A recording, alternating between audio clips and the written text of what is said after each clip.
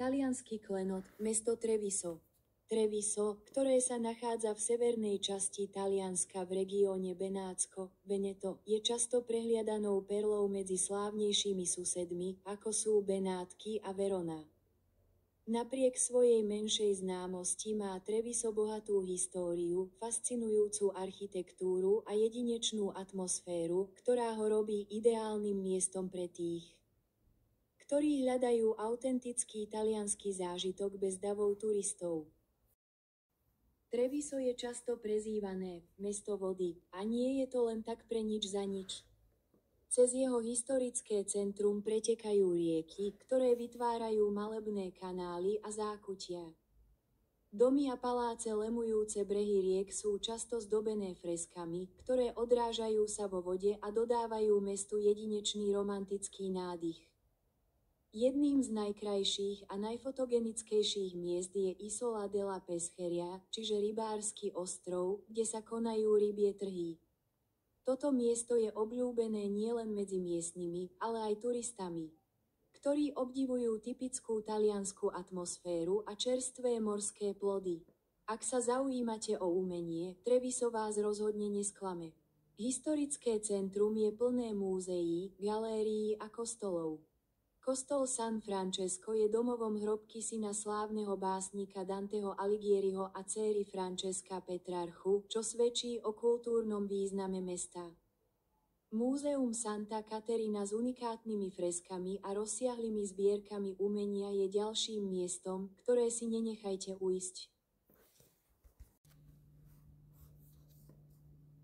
Treviso má dlhú a fascinujúcu históriu, siahajúcu až do rímskych čias, kedy bolo známe ako Tarvisium. V stredoveku mesto prosperovalo vďaka obchodu a bolo dôležitým centrom regiónu. Jeho zlatá éra však prišla pod nadvládou Benátskej republiky od 14. storočia, kedy sa stalo dôležitou pevnosťou a obchodným uzlom. Centrum mesta je dodnes obklopené stredovekými hradbami, ktoré sú svedectvom jeho bohatej minulosti. Prechádzka po týchto hradbách, ktoré sú pretkané parkami a starými bránami, je jedinečným zážitkom. Najznámejšou bránou je Porta San Tommaso, ktorá je skvelým príkladom renesančnej architektúry. Treviso je známe aj svojou vynikajúcou kuchyňou.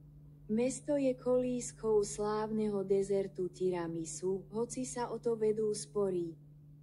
Napriek tomu v Trevise nájdete nespočetné množstvo kaviarní a reštaurácií, kde si môžete vychutnať autentické tiramisu, ktoré sa rozplýva na jazyku. A, samozrejme, nemožno nespomenúť Prosecco. Treviso je totiž v srdci vinárskej oblasti Prosecco, kde sa produkuje toto svetoznáme šumivé víno. V blízkom okolí mesta sa nachádzajú rozsiahle vinice a vinárstva, kde môžete absolvovať degustácie a dozvedieť sa viac o jeho výrobe.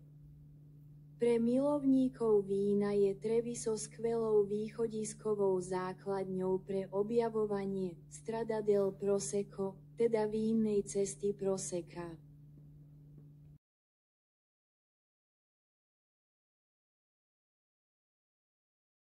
Súčasný život a doprava. Treviso je živé a moderné mesto, ktoré si však zachovalo svoj historický šarm. Je plné elegantných obchodov, štýlových kaviarní a reštaurácií. Vďaka blízkosti letiska Treviso, TSF, a skvelému železničnému spojeniu s Benátkami, cesta trvá len 30 minút, je ideálnym miestom pre krátky výlet. Ale aj ako základňa pre objavovanie celého regiónu Benátsko. Ak hľadáte kombináciu historickej atmosféry, kulinárskych špecialít a autentického talianskeho života, Treviso je tou pravou voľbou. Je to miesto, kde sa môžete stratiť v spleti stredovekých uličiek, vychutnať si šálku kávy na námestí a pocítiť skutočné čaro severného Talianska. Dúfam, že sa vám tento krátky prehľad o meste Treviso páčil.